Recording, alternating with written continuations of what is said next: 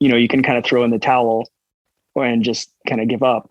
I mean, you wouldn't really give up in that situation. Nobody really would ever give up, but you can start to have that defeatist attitude, or, you can see it as an opportunity to make a comeback too.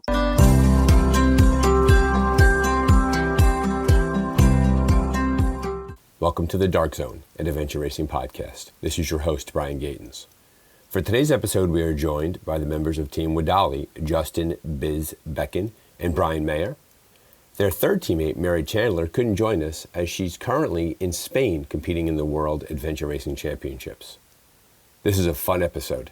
Brian and Biz go deep on their experience at National Championships, their work as adventure racers, their training, their nutrition, their sleep. And at the end of this podcast, there's actually bonus content because we just couldn't stop talking. So sit back and enjoy this episode of The Dark Zone. And before we get to the podcast, let's take a moment to thank this episode's sponsor.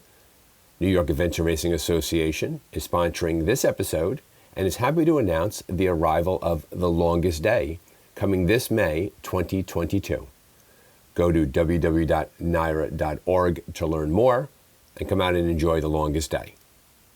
Sit back, relax, and enjoy The Dark Zone. Yeah, it's pronounced WEDALI. WEDALI. And so before we dive into The Dark Zone and the podcast, and we talk all about your race at Nationals, which was excellent, and congratulations on being the national champs, could you walk us through the origins of your team name? Why that team name, and who do you represent?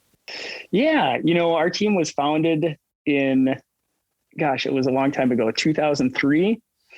And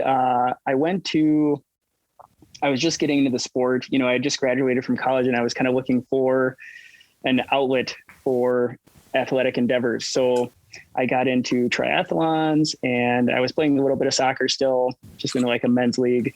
But, I got into orienteering, and then, somebody told me about adventure racing. And I was like, oh, that's really cool. Like my friends had watched a couple episodes of Eco Challenge back in college as well. And so, they were like, Biz, you'd be really good at this.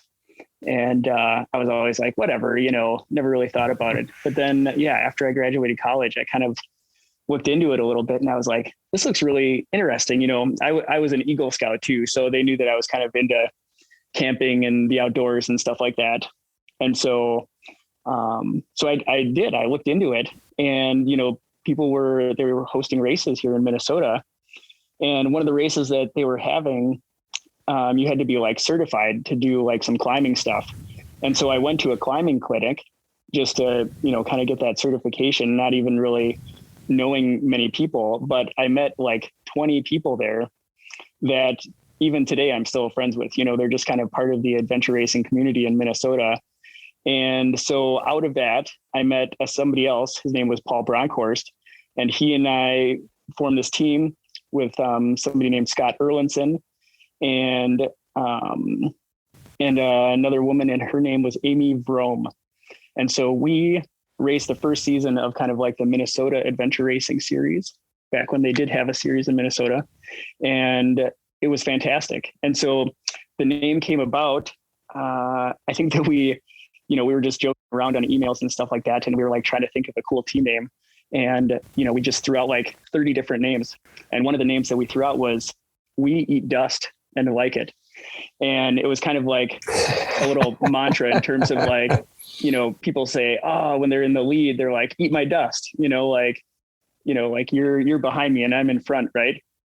And it was kind of like a little bit of a play on words in that fact. So, instead of saying like, oh, eat my dust, I'm going to say, I'm going to eat your dust and I'll like it. So that's how the team name came about. So it's "We Eat Dust and Like It." And so then, it's just an acronym. So WEDALI is just an acronym for that. So we're about 3 minutes into the podcast. We've already learned, Biz, that you have one of the greatest nicknames ever. And we've learned that your team name is pretty cool also, WEDALI. So very nice. And that was in 2003 you started. So you have a pretty big adventure racing background behind you. I do. Yeah. Yep. I mean, obviously the first couple of years I was not into it as much as I was kind of in the middle part of my career. But yeah, I did 3 or 4 races my first year, and I just really I really loved it. I really liked orienteering and navigating and the team aspect of it, coming from soccer, just a very team oriented sport. And so I just picked up onto it really well and really, really enjoyed it a lot. And clearly that's not an uncommon jump, right? People are involved in sports over their life. And then as they travel through, they get into their adulthood in their 20s and their 30s, sometimes their 40s, they turn around, they find themselves taking part in adventure races. We're joined also by Brian Mayer, who is Biz's teammate on Team WEDALI. Brian, what was your introduction to the sport like? So when I was in college, I had done a lot of running in high school and was looking for something to do in college, kind of along those lines. And one of my I studied engineering, and one of my teammates on our freshman engineering project was also into running. So he was doing triathlons. So we started doing some triathlons together. And then we met somebody on the triathlon team that was doing lots of crazy stuff. He had actually done adventure races in high school at that point. And that was the 2000. So he's a high schooler doing adventure races, which, I mean, some younger people are getting into it now, but I mean, at that point, I think that was pretty impressive. He was doing like Beasts of the East and mega doses and endorphin fixes that Odyssey was putting on.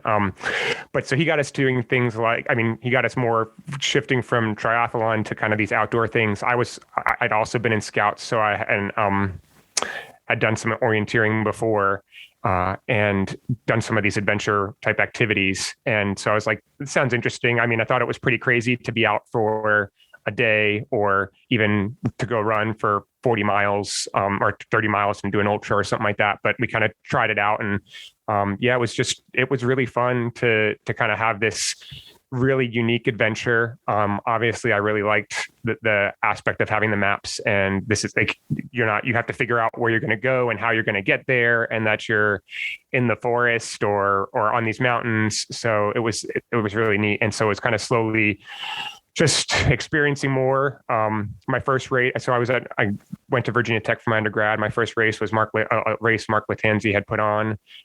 So met him at that point, and just kind of, raced more and more. I remember racing when I was starting, Justin and WEDALI were kind of already near the top. So that's kind of where I was like, hey, they're pretty good. I want to get to be racing with against them or beating them. So and that's what we did for a few. Eventually, I got to that point, and we kind of raced against each other for a few years, and then we got some opportunities to race with each other. So that's been pretty neat too. And then your third teammate, Mari Chandler, who can't join us for the podcast because she's actually in Spain right now, preparing for the World Championships. Can you talk a bit about what you know about her race experience and how you got connected with her? I don't think we can get through all of her race experience. It's like reading War and Peace. Exactly. I'm going to go get the extra terabyte hard drive. Wait right here, guys. Yeah. I think she's probably like the queen of adventure racing in the United States. Just amazing what she's done, and how much she races and how well she races. And yeah. So she ran correct. Yeah. track and field in college, and she was on kind of like a development program. I think it was for Nike. And she was trying to qualify, I think, for, the national track team, essentially. I don't know the full details on that, but that is, I know that she was, a D1 runner and tremendously fast. I noticed in reading about the race itself and reading about your experience is that this is not the first time that any of you won a national championship. I'm correct. I believe that in the past, Biz, you won in 2010 and 12. That sounds correct to me, right? Brian, you won in 2011. You were with, what team were you on? Was it SOG at that time? Team SOG, correct. Team SOG in 2011. And then Marie won with Dart Nunn in 08, and then with Adventure Medical Kits in 16. So clearly you brought a ton of race experience to the table, and that came out in this race. How did the three of you get connected for this race? Have you raced together before, or is this your first time racing as a team? This was actually our first time racing as a team, which is kind of funny. But I had raced with both Brian and Mari separately, doing different kind of individual events. Mari raced with my team, WEDALI, it was called like the NARS Championship a couple years back, which was the North American Adventure Racing Championships. And we won that race. I don't know, that was like 2014 or something like that. And Mari and I did a couple of row gains. We did World Row Gain Champs together in South Dakota, and that was super fun. Brian and I teamed up at a national row gain championships when it was out in, what was it, New York, Brian? I think it was New York or something like, yeah, New York. And so we had raced together at that event, and we had thought about doing row gain champs this year, but they had so many issues with it, COVID related in terms of putting on the event. Right. But yeah, so Brian and I raced row gain champs in New York together a couple of years ago. So it sounds like you always lived in each other's orbit, right? You always kind of like you saw each other at races, you raced in some combination. And I think that's an interesting dynamic with adventure racing, how it's not uncommon for really, really fit, strong teammates to kind of race with different people across in different races, which I think is unique for a lot of team events.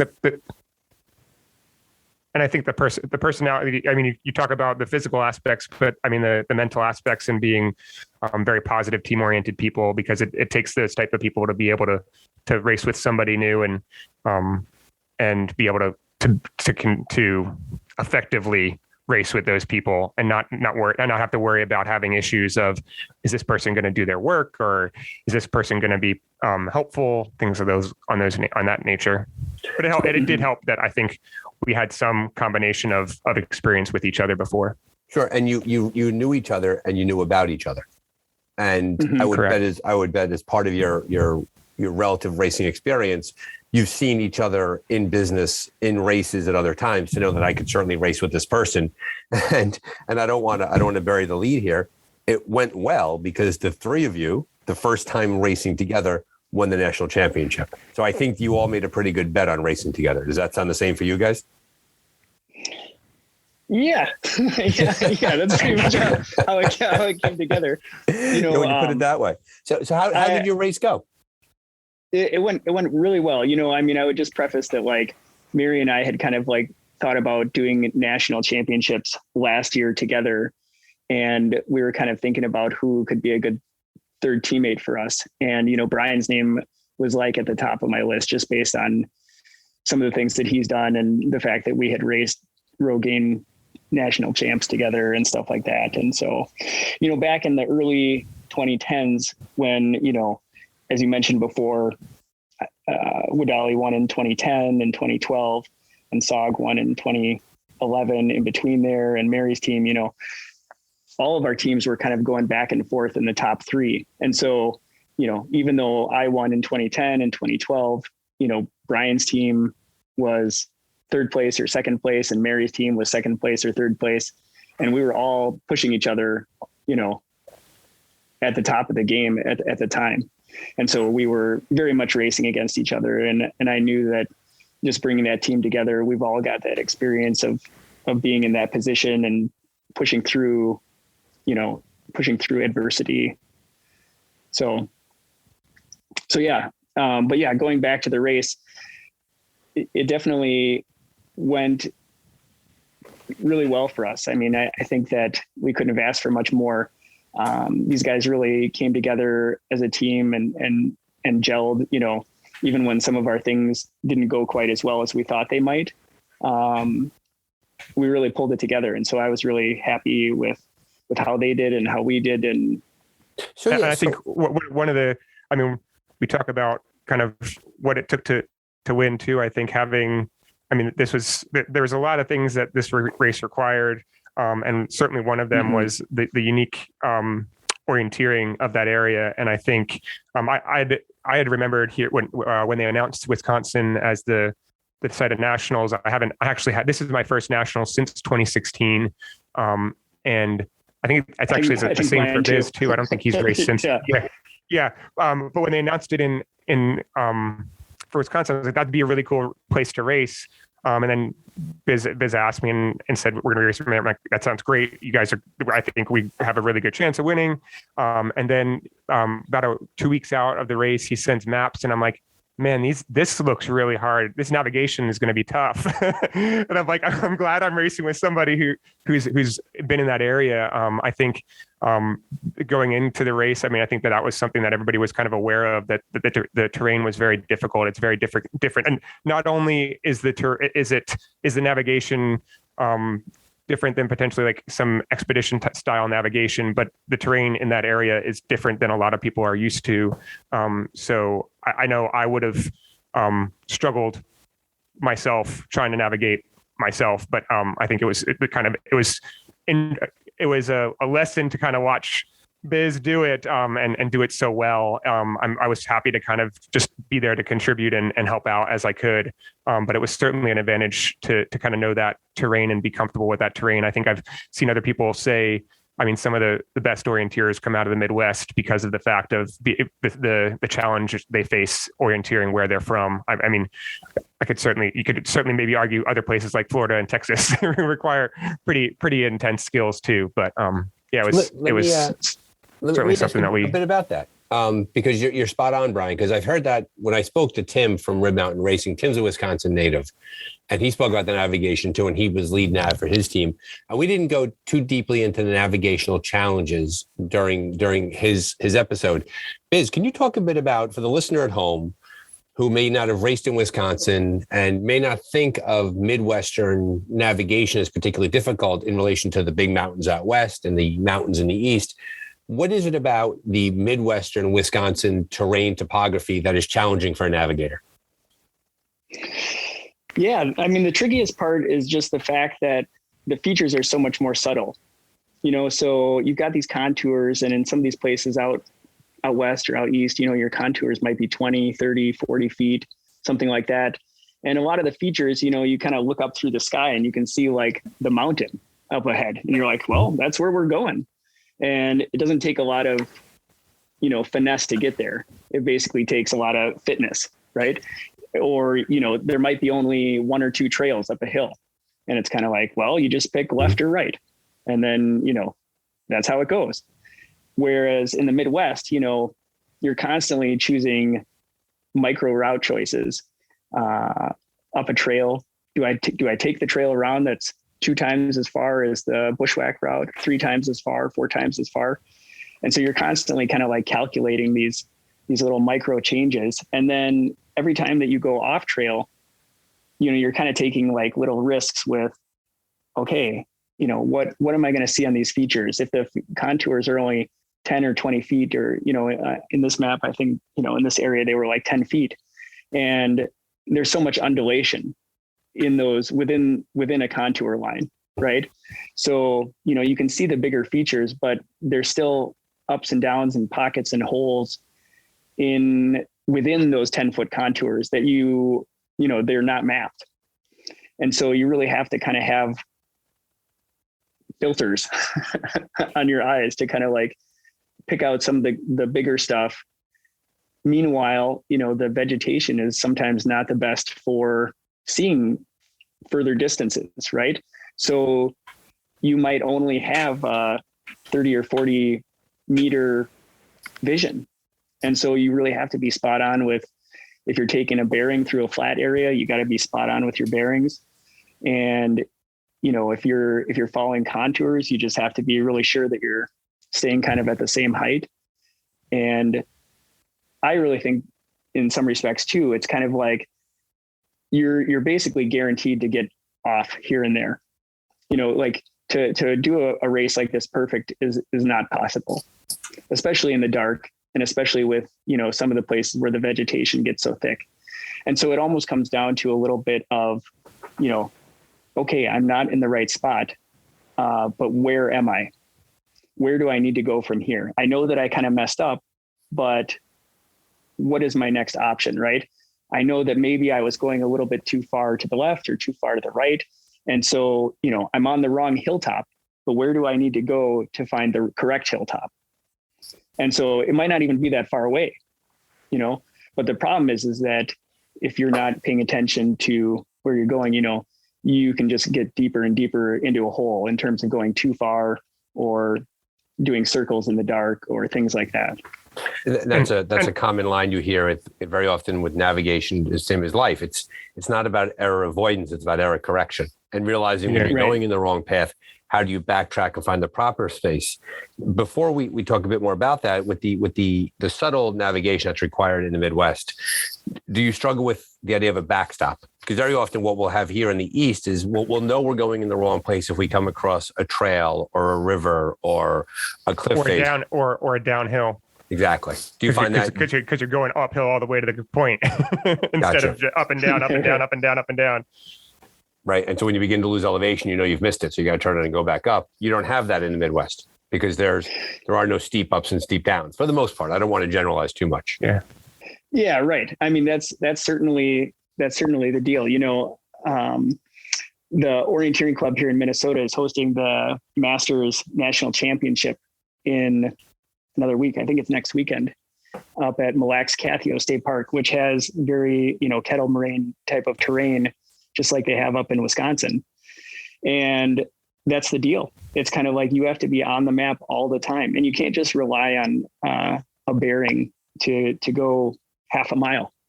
Some of these legs that they'll have on this map, you're going to be going a quarter mile between these points, and you can't shoot a bearing on this terrain for a quarter mile. You have to know where you are on the map.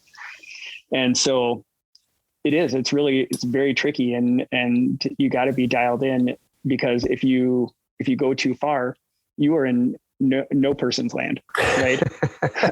And to find yourself back on the map again when the terrain is so subtle, it's very, very difficult. And if there are no trails, then to redirect yourself to go out to a trail and then come back, you're talking about losing tens of minutes. Right. So I'm laughing because in my interview with Paula, she spoke so glowingly of the racing out in Wisconsin and her race, the Stubborn Mule, which is going to be June 30th of 2022. And I'm all about coming out there to do the race. Now I'm kind of like, maybe I'm busy that week. So somewhat from a different perspective of somebody that's not used to racing in that area, and what I would think would be what I thought. I mean, again, I wasn't staring at the maps, and Biz was leading, but in a couple of cases, we actually had two maps of areas, so I could kind of carry a map and kind of watch what we were doing or make suggestions or whatever. But one of the difficulties I think I saw from that, looking at those maps, was it's just harder to see, and because there's so much undulation and there's constant ups and downs. Being clear, here in the East, even if you're not in the mountains, you can kind of say, okay, well, it's going to go up for a while and then it's going to go down for a little while and go up. You can kind of see where spurs and reentrants are, but with that moraine, that land in that area specifically, it's hard to see. You have to really kind of pay attention or look. It takes more time, I think, from somebody who's not experienced with it, to make sure that they know this is a depression. This is where it's going down. This is where it's going up. This is the hilltop. And so it's very easy, especially I would imagine when you're getting tired or where you haven't been paying as much attention or where you're thinking about other things, to really stay focused on, okay, this is where the map is. Because that's at least the first thing that jumped out to me is I'm envisioning, at least when I look at a map, I kind of, you try and make it pop out at you and say, okay, well, this is where the elevation's up and down. And it was harder to make that happen when I looked at at a map in that area. But a part of that is I don't have the experience of navigating in that area, but again, Biz has been doing that for so long. It's natural to him, like it is natural for me in other areas. It sounds like too, when compared to the East and to the West, what we have to earn in terms of vert gain, right, going up and going down, which tends to make navigation somewhat easier because we have the elevation on our side. What you get back, you lose in the Midwest because of all the challenges with knowing the subtle terrain, right? So either one way or the other, you're going to be struggling during the race. And it sounds like you did a fine job with the navigation. Obviously, your results speak to that. At any point during the race, did you get turned around? So did you get really turned around? Because everyone gets turned around. At any point, did you find yourself really struggling? I don't. Yeah, I would say no. I don't think you did. I guess I would say no to, we were never lost. There were times when we couldn't find certain things that we thought would be there. I remember a time on the orienteering section where we were looking for a trail and it was supposed to be out by this power line and we never found it. I don't really understand even to this day, where it was. I looked, we were probably like 5 meters from it. Yeah. I mean, it was really like, there was another time on the course earlier where one of the points, it was kind of a hill. It was like, I mean, it was a rock. Yeah, it was a rock on the hillside. The hillside. Yeah. and the hillside happened to be very highly vegetated. So we happened to just, yeah. At another point where we pretty much came within 10 meters of it, but you couldn't see the point from more than 2 meters away. So unless you really nailed it, and we just weren't really, I think we weren't as dialed in as at the point ready to be prepared for that. And so it just required us to reattack. But we weren't lost. We just missed it. And it was kind of hard at that point, we had to go out to something very definitive to make sure that we did it right the next time. And we did. Does that navigation require a lot of backtracking? Do you have to stop, go back and try it again, or are you able to kind of flow through the race? So in that instance, we went out to a trail and then came back in. But the trail that we went out to, was 50, 75 meters or 100 meters or something like that. So, as a whole, we know where we are. We're on the hillside. We can't find this thing. We are searching around for 5 or 10 minutes, still can't find it. So then we're kind of like, okay, well, maybe we're just a little bit off on the hillside. And so we go out to the trail and of course we're in exactly the spot that we're supposed to be. And so then we trek the 7,500 meters back into the checkpoint and we still didn't find it right away. It took us another 5 minutes to find it. And it's just like, and then we found it and we're like, geez, I think I walked right past here like 3 times. Yeah. and I remember always happens. At one point you like, I was like, which way do I need to go? You say southeast. And I say, I don't think it's southeast. And then I literally took one step and then I saw the point and and it was 5 meters away from me. I mean, you literally couldn't see the point from more than 5 meters away. So, but it was, yeah. And it's funny for all the hundreds of races that you've done collectively and the tens of thousands of hours of racing, that little shot of dopamine you get when you finally find the flag is great. Oh, that's awesome. I would say the dopamine hit at the end of that section. When it was behind you. Yeah. When we come in, we had, and we kind of knew we weren't moving as efficiently as we should have been in that section. Biz was kind of struggling with his stomach and eating. And Grant, thankfully he did an amazing job to get us through it nav-wise. But we kind of came in and we're like, okay, we had built up a kind of a little bit of a lead slowly throughout the race. And we were like, okay, well, at least I don't know that we talked about it much because we were all just kind of doing our job and trying to keep moving as fast as we can. But I know I was thinking, okay, they probably put some time back into us. And I actually got a chance to check the check-in sheet, and they had checked in about an hour after us coming in. I'm like, okay, they probably put in like 30 minutes on us on that section. And so they're probably about 30 minutes behind. And then we start transitioning, and 2 minutes later, I see lights running in to the TA, and I'm like, okay, there's not many teams that would be running into the TA at this point. So there's probably a good chance that is Quest. and it was. So that's the case. So you had an hour lead and you felt like that hour lead had almost evaporated at that point. Yes. Oh, it had. That's exactly what happened. Wow. And for the listener at home, how late in the race was this? It was like 18 hours probably. Okay. Yeah, I think it was a few hours before daylight, like 3 hours before daylight. So yeah, it would have been like 1 to 4 in the morning or something like that. And so it was 18 hours in, and you won in 24:45. We're getting way towards the back end of the course. So this was getting tight for these guys to come running into the TA on you. Correct. That's right. So how did you respond to that as a team? Get going. Don't think about it too much. Let's go. Yeah. Back it up. And what section? What were you going into? You were going into, was it a mountain biking section to an orienteering section? Correct. That's right. Okay. Yeah. And I would kind of like, just pull myself out of this situation a little bit. Brian and Mari are obviously such good athletes and they're super solid. And like Brian said, my stomach was not doing fantastic. And so when these guys caught up to us at the TA, I have to admit that, it was definitely like a low point in the race for me. It was kind of a little bit crushing to see those guys TAing at the same time. And I know it was for them too, but like to me personally, I knew that I had kind of been the slow person on this leg because my stomach was not feeling well. And, I wasn't having like major issues, but I knew that I was not kind of pulling my weight. Right. Gotcha. And I knew that we had not navigated cleanly on that section as well as like we could have. I knew that we didn't have any major bobbles, but it just like, like I said, it all added up. It just all added up. Right.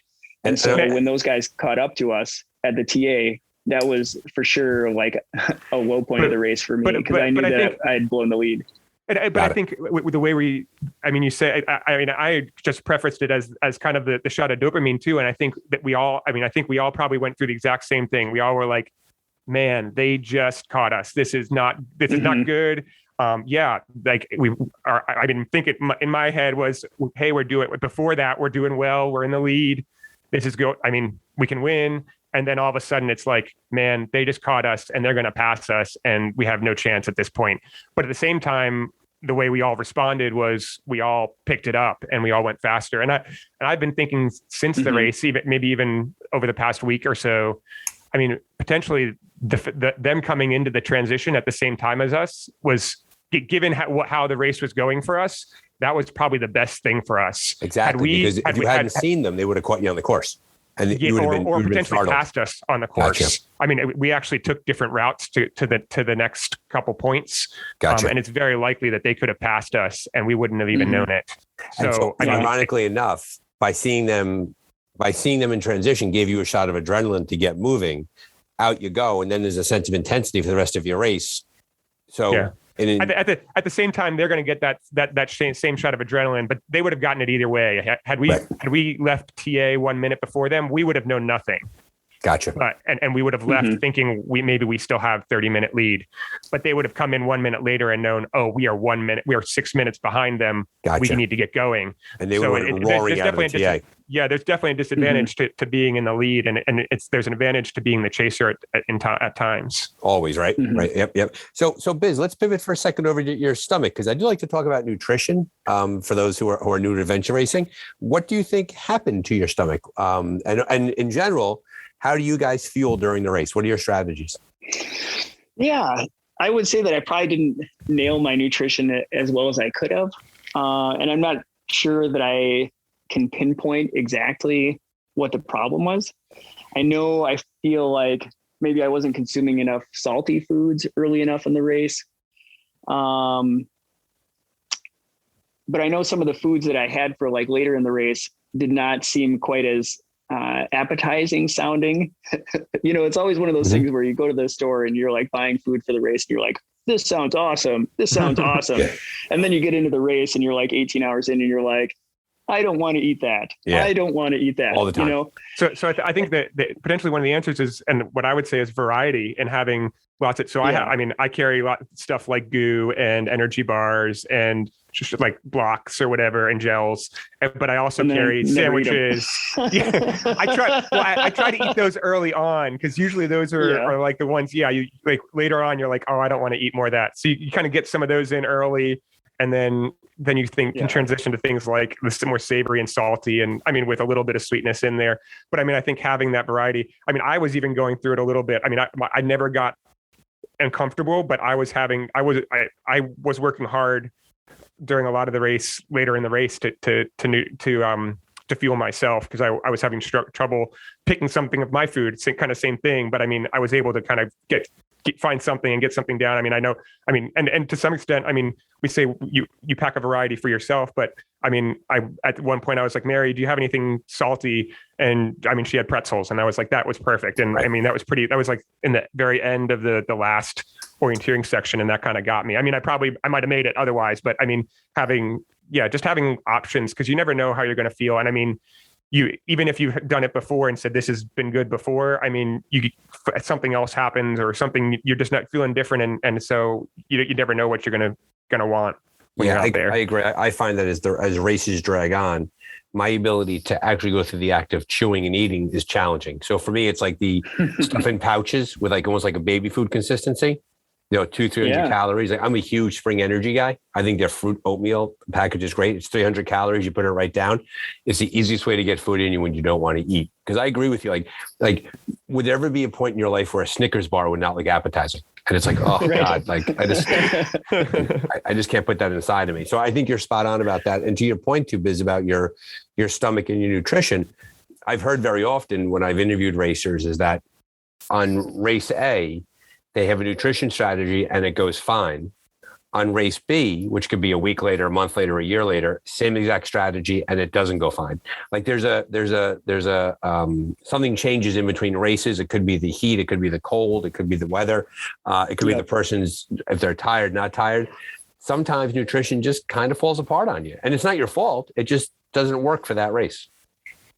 Yeah, that's exactly correct. I mean, I think you named a lot of those factors. How hot it is, how cold it is, the people that you're racing with, the pace that you're going at, the angle of the sun. Is the race on a Saturday or a Sunday? Yep. It's true. Yeah. I mean, how tired are you going into the race? How far are you from the finish? I mean, there's a million variables. And I think when I talk about adventure racing, I talk about what makes it fascinating to take part in, to talk about, and to almost study and to almost learn about, is that there's so many factors that go into a race. Like the math formula is incredible. This plus this plus this plus this plus this equals this.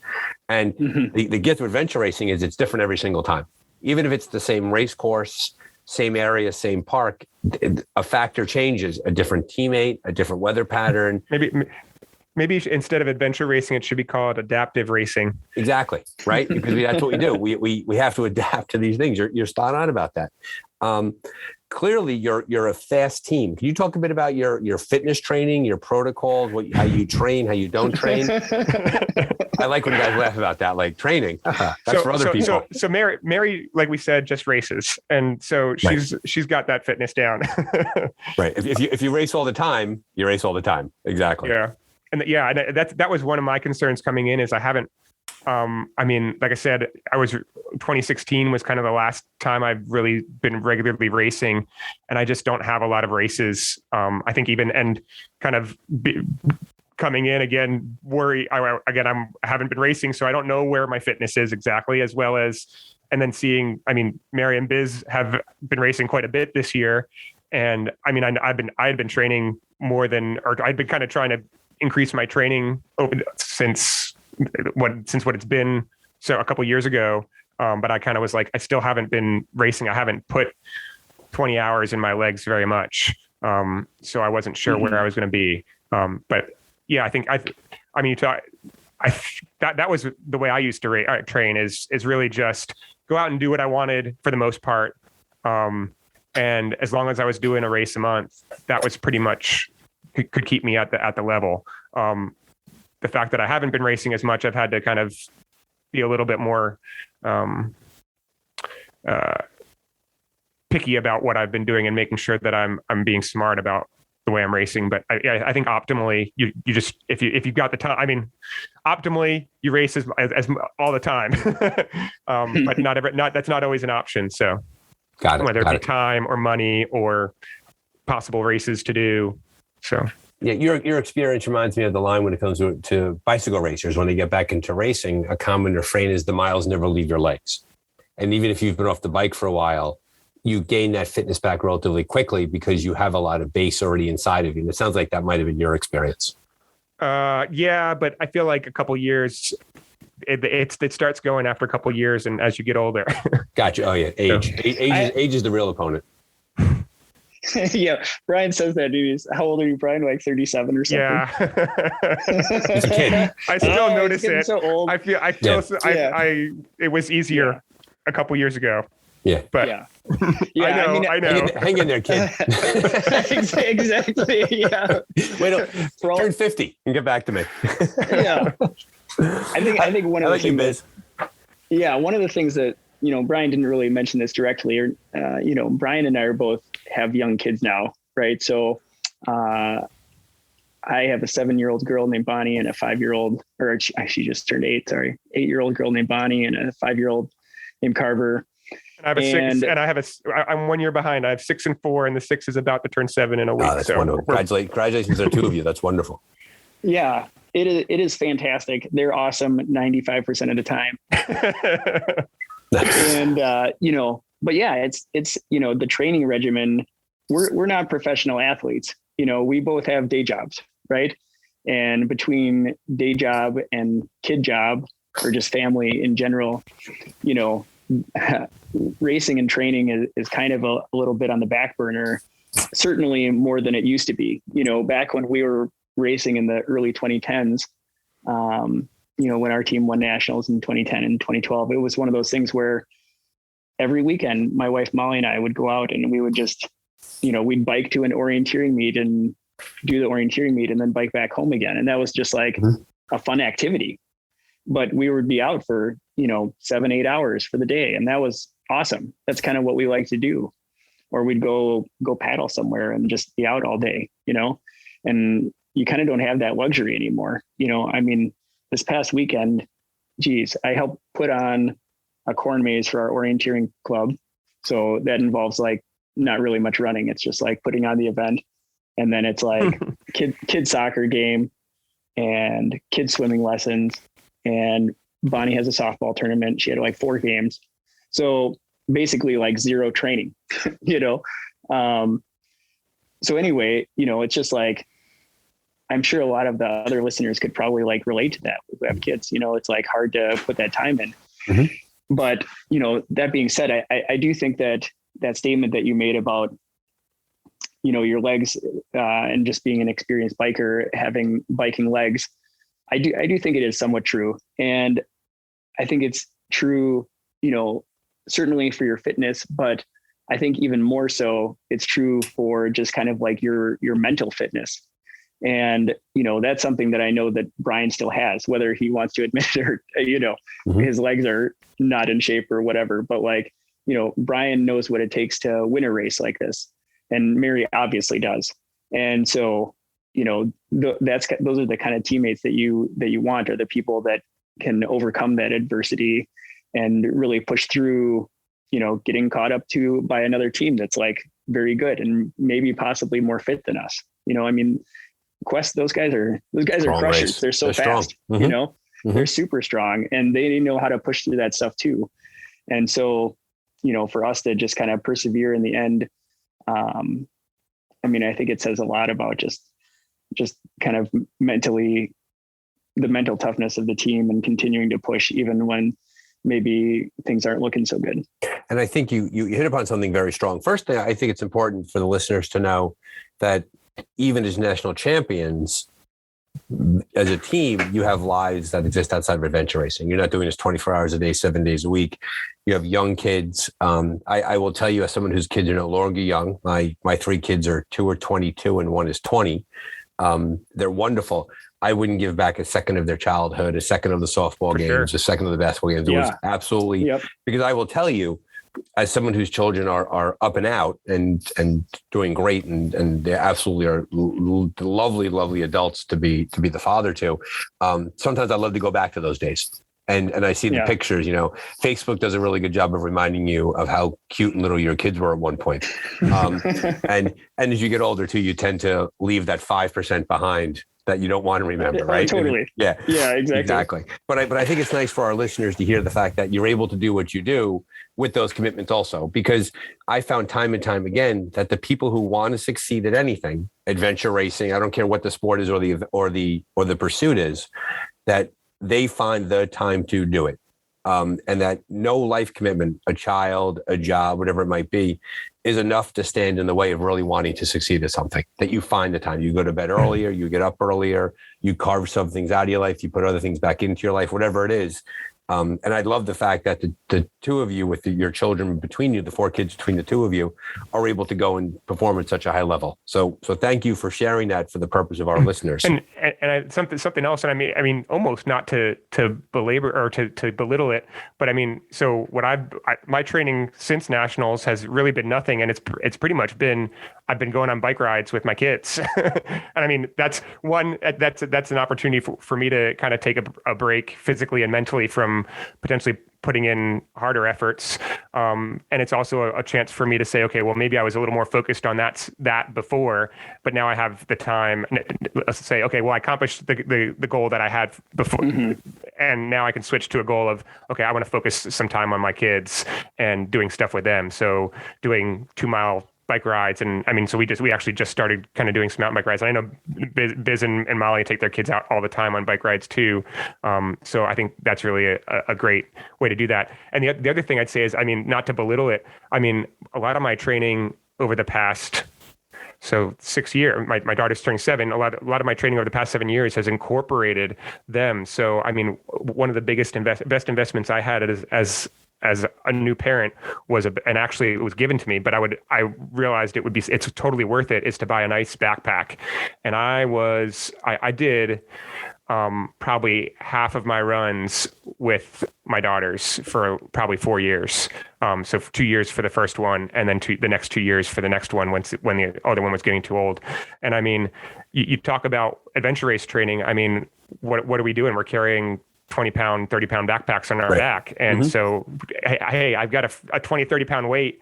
And I mean, those were even, I mean, one, it's good training. And two, I mean, it was like having a training partner out there, with you. That's your kid. I mean, I love, that was great. One of the best experiences I've had is being able to do that. I mean, I did some row gains with them, out at like long road gains. I mean, we didn't do anything super long with them. I didn't do anything super long with them, but going out, and I mean, they loved it. So it's a great way to incorporate something that you can do with them, as well as training for yourself. The other thing, or bike ride. I mean, even before they were kind of biking themselves, we were doing bike rides, and I put them in the trailer. I mean, it's just like towing a teammate, as you got 60 pounds coming behind you in the trailer and going and doing a 20, 30 mile bike ride. I mean, it might not be exactly what you had planned for training, but it's a way to incorporate training and also have that time with your family and your kids. I'm a big fan of Luke Skywalker and Yoda down in Dagobah. Exactly. That's right. Just training the body and the mind at the same time, Brian. Well, it's very, very Yoda-like. So here we go. It's not a podcast, so we have a Star Wars reference. I will tell you that the Will Gadd, who is he's an adventurer and he's a climber, he always talks about, regardless of how busy your life is, try to move every single day. And there's some days where you move more and some days where you move less. But as long as you try to keep yourself active and going, that's one way to stave off any sort of fitness loss. Did the two of you find a bit of a post-race blase after winning nationals? Did you just struggle getting back into the regular swing of things? I don't think so. I had a 16-hour drive back, so that was, or 15 hours, something like that. So that I struggled through that a little bit. Yes, I struggled through that a little bit. But once I got back, it was kind of back to business as usual, I think. Got it. You, Biz? Yeah, I did not have any blahs. It was definitely one of those things where I jumped right back into work and family life as well. And so I don't feel like I have time for blahs, but yeah, right, exactly. It definitely, it was like such an awesome deal, and I was really happy that it, it worked out the way it did, and it all came together. And so I just felt really fortunate for that, and it definitely though makes me think like, okay, well, what am I doing next year? What am I going to do this fall? So whenever I finish a race like that, it's fun to read about it and read about the results and what other people thought about the race and things like that. All the race reports that come out are so fun to read, even from the mid-pack teams. I love reading them just to see what things they learned. When I come away from a race like that, it just makes me want to race even more. It's true though. And there's also, there's the shared experience that goes along with that we're all in this together. And by talking about it, reading about it across the wide spectrum of racers, it really adds to your own experience because you compare their experience to your experience. And I think that one of the experiences that I gained from the racers from another team was actually motivating to me in the post-race time. And I did actually get a chance to listen to, I think, a good bit of the the podcast you did with Tim, and one of the questions you asked was, what did any team have an impact on you? And the team that, I mean, again, we probably, I don't know, I guess we saw a fair amount of teams, but one of the teams that I remembered was the father-daughter team, and I think they were at Psyched or Get Psyched, and we saw them in the middle of the night. And I was just like, that's awesome. They're racing. It's two girls and they're racing with their dad.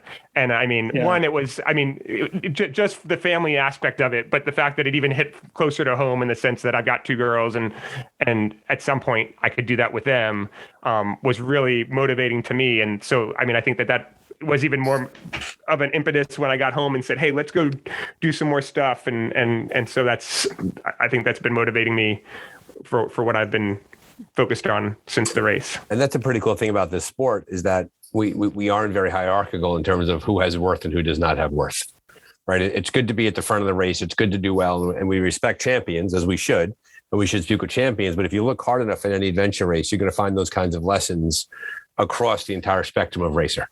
From the person who punches every checkpoint, clears the course, comes in first, to the person who might only nail the mandatory minimums and then come in beat up and exhausted after so many hours. Somebody always has something to teach us on the race course. And I think that's a nice thing about adventure racing, is that we don't just deify the top teams. And to your point, you saw inspiration with the mid-pack team in the middle of the race. So that's a good point for you to bring up. For sure. Yeah, I would totally concur with that. I mean, in a lot of respects, you know, they talk about getting your money's worth. And I feel like a lot of the mid-pack teams are pushing it just as hard as we are. You know, I mean, we might be going faster than some of them, but you know, there's so many racers out there and they're all pushing their limits. And that's kind of like, I get a lot of, just, you know, what's the word I'm looking for? You find it very gratifying? Yeah, exactly. I just find it very gratifying to be in like that environment where all these people come together and really are pushing their bodies, pushing their mental toughness limits. It's amazing for me to see. So it's just really inspirational. I agree 1000%. We're coming a little bit towards the end of our time together, and I want to be respectful of your time, and I appreciate you joining the Dark Zone. I like to finish off just a little bit as we talk about it. I like to cover like the race food thing. We talked about nutrition. We have a lot of good advice here for a new racer. Clearly, you both have done hundreds of races, I'm going to say, and maybe not quite 100. Probably, I would say I'm probably under 100. Still. But you've done. To your point, right? Yeah, and to your point, Brian, you won nationals back in 2011, and you were racing for a long, long time. And this does not have to be a nationals related question, but I always like to give our audience a sense of the scope of adventure racing and the different races that were done. And I like to ask our guests, what is the race that you remember the most, you'd like to return back to? What race did you do that just completely you loved and you just would love to recreate that experience in that place? That's such an interesting question. I mean, you think about recreating like the good times in certain races. That sounds pretty awesome, but that same race could maybe have some not so good times. I think. What do you think? I think to me, you know, one of the races that I really think about in terms of my adventure racing career, you know, I mean, the nationals races that we did, I mean, even some of the ones that we got second place at or third place at were very memorable and pretty awesome. I raced Primal Quest in, 2009, I think, in South Dakota. And, you know, that was something for me that I think was a little bit of a, you know, a high point. The team that we brought together for WEDALI was with Jason and Andrea Nielsen and Scott Erlinson. And the four of us had, you know, at the time were just really into adventure racing, and we trained so hard for it. And, you know, the race is pretty big and it drew a lot of international teams. And we ended up coming up in fifth place and passed a lot of teams on the last day of the race, you know, when they were kind of withering, and we had strategically kind of rested a little bit more maybe than some others had. And for us to come away with a fifth place finish was pretty huge for us. And, you know, the magnitude of a race like that, like Primal Quest, you know, it took us 7 days or something like that to finish it. It was just such a huge, momentous event, I think, for all four of us. And so I go back to that race a lot, just in terms of how long it was and how challenging it was. It really, I don't think I've ever done a race that long since then. I've done a couple of other expedition races, but that one was by far the longest. 7 days is a long time to be out there. That's a long time. Yeah. Very nice. Brian, how about you?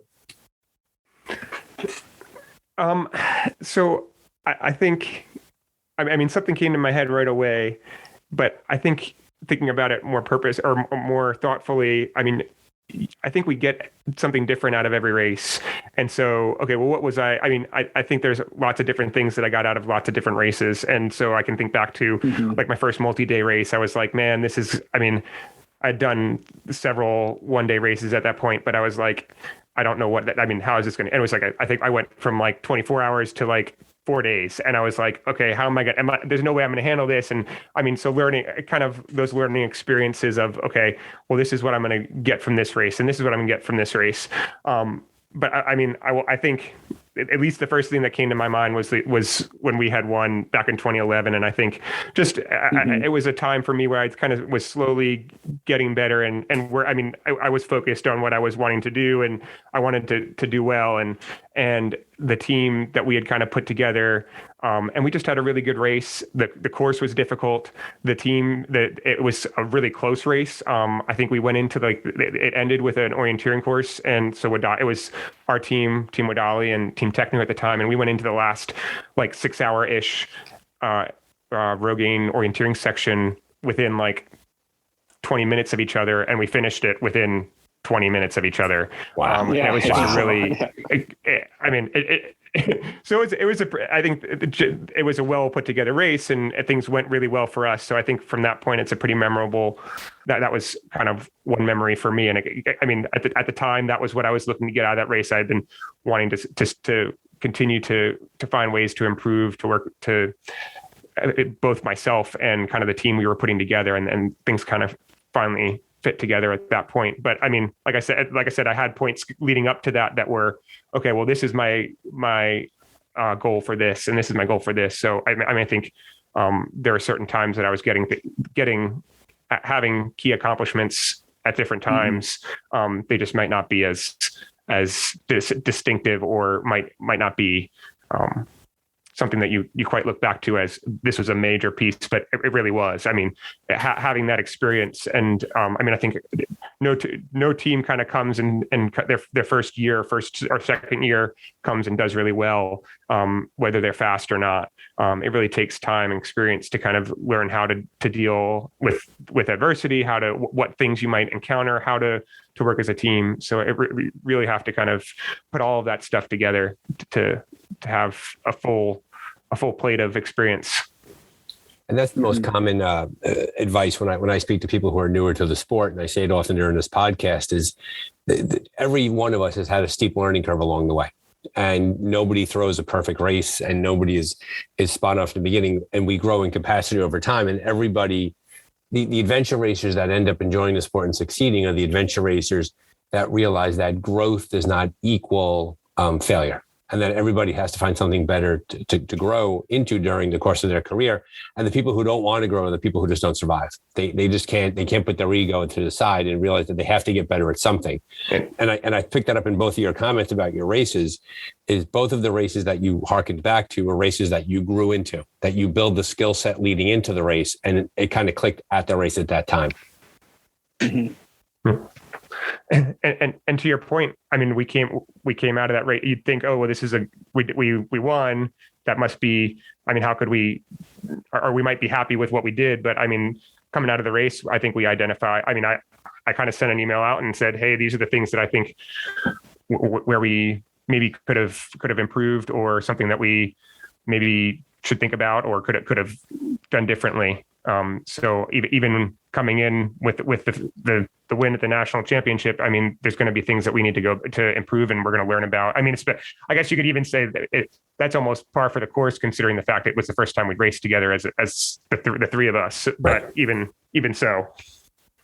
So let me ask you the final question. Garrison has announced that the Nationals next year will be out west. The time of the year has not been declared, and credit to USARA that they have a backup plan because of the fires out west and all of that. Is there talk between the three of you to recreate this team dynamic to defend your championship for next year, or will time tell if the three of you can get out there to race together? I hope Good so. question. Yeah. I sure hope so. I mean, I think that would be certainly ideal. Mary's not here, and who knows if she wants to race with us. I'll have her on next week. She'll tell me the truth. yeah, exactly. She'll be like, those guys were great. Here's the real story, Gatens, right? And she'll lay it out. Those guys were anchors. I carried them the entire time. Yeah. No, totally. This has been, I want to thank the two of you for joining the Dark Zone. I want to be respectful of your time and your family time and little people at home. So thank you very, very much for giving your time. Congratulations on your national championship. It's great for the sport. It's great coming back into this after COVID and having such a wonderful experience for everybody. So thank you for being here and have a good evening. Yeah, thanks so much, Brian. Appreciate the opportunity. Okay, Dark Zone podcast listeners, this is the point in the pod where the show ends. But Team WEDALI just kept on talking about their experience, and I just had to keep it. So consider all of this to be bonus content. Enjoy and keep on listening. I mean, you crushed it, and it came across during the interview how well you guys did with the navigation and with the nutrition and keeping together as a team and not getting rattled when Quest came roaring down your throats. I heard that was a really intense moment in the race for you. It was. Yeah. And I think I hadn't even thought about it. I mean, again, I'd been thinking about it from the sense of more, it kind of pushed us to go faster. But I mean, I think Biz really kind of nailed it in the sense of, I mean, well, that was also a low point. I mean, it was a low point turning into a high point, and it was kind of the inflection point of the race, I think, for us. And I mean, we didn't talk about it during the race, but there was a time after that where we left on a mountain bike section, and we got like two controls, and then the third control we had to get, there was a pretty clearly two options of how to get there. And it was 6 and 1, half a dozen in the other. And it was really a toss up which way to go. We chose one way, and Quest chose the other way. And we were probably, we estimated we were like 2 to 5 minutes ahead of them at that point. And it could, unless they were closing the gap. Which we didn't know, but we went to the point, and we were looking for this point along the trail. It was just kind of off this trail, but it was a fairly linear trail going along a ridge. And there were some turns on the trail that kind of led us to figure out where we should be, but there wasn't a lot of terrain to tell us where we needed to get it. And we tried to measure it from the trail, but I think we started our distance measurement a little too late. So Mary wasn't exactly positive that we were in the right spot. She was the one measuring on the bike. And so we weren't exactly positive we were in the right spot, and we couldn't quite see the terrain that we were looking for. So we kind of kept going. And then eventually Quest comes by us the other direction. And I mean, at that point, we didn't know if we had gotten to the point yet or not. So, I mean, tons of things. One, that we're getting past potentially. They found the point already, and they're leaving already now. We still haven't found the point, or maybe they haven't found the point. We don't know. So it turned, we went like another 100, 200 meters and then realized we had gone too far, and pretty much where we had started looking was about right. So we went back and then found it. And incidentally, we realized, well, it hasn't been that long and Quest isn't here. So chances are it seems like they must have gone right by it too. So our hope and no knowledge was that they had gone by it and needed to turn back to get it, because otherwise we would be behind them. Right. And so we quickly went back to our bikes so that because I mean, when you drop your bikes, it's like, oh, here's the point. Here's the stop here. If you leave your bikes there, they know where to stop on the trail. So we were like, quick, get on our bikes and get out of here so that they don't know where the point is if they haven't found it yet. And then we start leaving and we go about 200 meters down the trail, and you figure, okay, well, if they passed it, they probably didn't pass it very far. So we go 200 meters down the trail. We still don't see them. 300 meters down the trail, still don't see them. 400, 500, 600, and we still don't see them. So now I'm wondering, man, I just got excited because I thought we maybe are still in the lead, but now maybe they did find the point really fast. and they're way ahead of us again. And so it was a pretty we had a pretty up and down moment after that point. And this is late in the race. I mean, you guys got to be you're pretty beaten up, and it's late, and Biz, your stomach was upside down, and you're tired, and it's just that had to be a pretty wild feeling. And and we didn't talk a ton about it, and maybe I'll bring this into the podcast. Before you made the line that says the reason why, I think Biz, I think you said it, or I apologize, it was you, Brian, that said it. The reason why you wanted to race with your two teammates here is that they knew what it takes. They knows what it takes was a line that you used, and the idea that like of the mental strength that they showed during the course of the race. And obviously, moments like that, the mental strength was incredible because you didn't fold. Yeah, I mean that's exactly right. It's kind of one of those things where, you can kind of throw in the towel and just kind of give up. I mean, you wouldn't really give up in that situation. Nobody really would ever give up, but you can start to have that defeatist attitude, or you can see it as an opportunity to make a comeback too, even when you're down. I think that's kind of like the ticket is that even when you get past, even when you're down, you have to think of it as an opportunity to come back. And anything, because as nobody, it's not new. Anything can happen in adventure racing. Everybody knows it. Right. Yeah. They could blow a spoke on them. Their bike could fall apart on them. They could. Yeah. They could completely have a total meltdown when it comes to some sort of navigation. Like a million things could happen. So you never stop racing, right? That's the big message, right? Never. Right. It's never over until Yogi Berra. It ain't over until it's over. But like coming across the finish line is when it's truly over. And until that point, you never quite know who's going to be where. Yeah, and to the same extent, exactly when you're in the lead, and I mean that it was a case. Yeah, when you're in the lead, you are.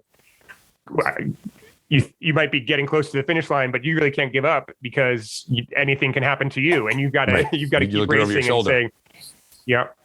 So I mean, we got to the last bike leg, and we had a pretty good feeling that we were going into that bike leg in the lead, and it was only a 20-minute, 30-minute ride to the finish. But I mean, doesn't mean that we were, I think, in better spirits than we had been at other times during the race, but we were still pushing it and saying, we need to get to the race and finish this off because it's not finished until it's finished. Right. Mm-hmm. Did you, I didn't watch the trackers.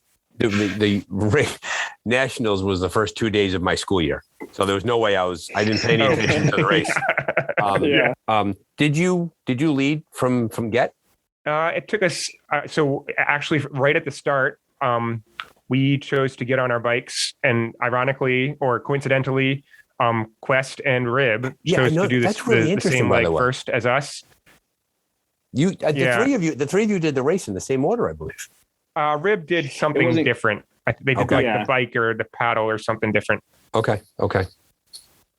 But I mean, we got on our bikes, and I kind of started. I was trying to put my foot in my pedal, and I couldn't get it on, and it turned out my cleat had fallen off the bottom, or was starting to fall off the bottom of my shoe, and had lost a screw. Fortunately, Mary had a screw, but it took us about 2 minutes or whatever to pull the bolt out and put it in my shoe, and then get going again. And then, I mean, again, it was probably 2 minutes, maybe 3.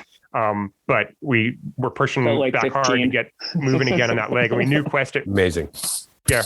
Yeah. It's amazing how go ahead, Biz. I was just going to say, we were kind of texting back and forth after the race, and, I sent these guys a text, and it was a bunch of emojis. Mary, I love to send Mary emoji texts because she sort of, anyway, it's a kind of a joke, but it was basically a series of me like being shocked and then like getting sick and puking emojis, and then like, being happy again because like Mary pulls a cleat bolt out of her bike bag. What a clutch moment. It's literally the first minute of the race, and we're in the front parking lot of the hotel, and Brian's cleat has come off because one of the bolts is gone, and Mary pulls out a spare bolt out of, like how many teams have people that carry a spare bolt? I'd still be there. I've never done it. I would still be, and so I will from now on. I'll tell you that. Exactly. And it's amazing too how Mary's so experienced that she does that. She just has, she probably, if you needed like, some random equipment item, like Brian carries a derailleur hanger, right? Right. And I generally don't, but maybe I should start, because Mary pulled one out, and it's, who knows how long it would have taken us to get a cleat bolt. Or do you try to do the rest of the race, like the entire race, without a cleat bolt in? I mean, it's like basically for a race like this with all the technical mountain biking, it would have been so challenging. I mean, I don't know what Brian would have done. That's the moment in which the piece of gear fails. Yeah, exactly. It's just incredible that 1 minute into the race, that's the first thing that happened. Yeah. And we're just like, the problem is that doesn't attest good to me, because I should have been the one that was checking my shoes and making sure that my cleat bolt was not loose. Yeah. So good job, Brian. So, I didn't ask about sleep because it was only a 30-hour race. You guys went straight through, right? There's no need to talk about sleep during the podcast. You didn't need a nap, did you? No, not at all. Right now, you went wire to wire. You had to. Right, there was no sleep. Yeah, you got to. There's no way anybody wins a race like this and takes like a nap. Yeah. Sleep strategy for Primal Quest, Biz. I think we kind of did we skipped sleep the first night, and then we tried to get 3 hours of sleep every night after that. But it's like sometimes you sleep and you're not like in a convenient location, or you're like on a paddle and you're like, oh, if I stop to sleep, I'm gonna die. Because you're on this paddle and it's 40 degrees and you're on this creek and you're completely wet, and if you stop, you could die. Yeah, we had that. And so, oh my God, Scotland day 5, we couldn't stay awake in the boats. We just couldn't. Oh my God, we were so tired. Yeah. And so was it cold though? I mean, what did you do? We were on locks, right? We were in open water, and okay. It wasn't crazy North Sea open. That was a few days early in the race, but we were on just basically these long lakes, and it was a nighttime paddle, and it was just that rhythmic. At one point, totally. We had tied the boats together, and it was Shari, then Jim, then me, then Pete, or Pete, then me. And at one point, Shari looks back, and the three of us are asleep. Like we just couldn't, we physically couldn't. And you do the whole, like, I'll paddle with my eyes shut, right? You'll do that. And then you'll wake up, all of a sudden you realize you're paddling towards a wall. I mean, it was just, that was exhaustion like I've never known. It was absolutely, it was off the charts. But you laugh though, because you get off the water, you get on your bikes, and you all of a sudden you ride your bike for 8 more hours and you're fine. It's weird. It's funny how that goes. Yeah. But that paddling is just torture. Oh my God. For sleep. It is. Yeah. When you're so tired, it's like game over. Yeah. Yeah. I don't know how the pro teams do it. That it's totally one thing that I think about whenever I watch these multi-day races. I just don't understand. I feel like, oh, I'm a good adventure racer, but then it's like you watch these pro teams, right? At Primal Quest or Eco Challenge or whatever. And I have no idea how they're staying awake on a paddle day 4. They've had 4 hours of sleep or whatever. Right. And I'm like, how do you even do that? I don't even get it.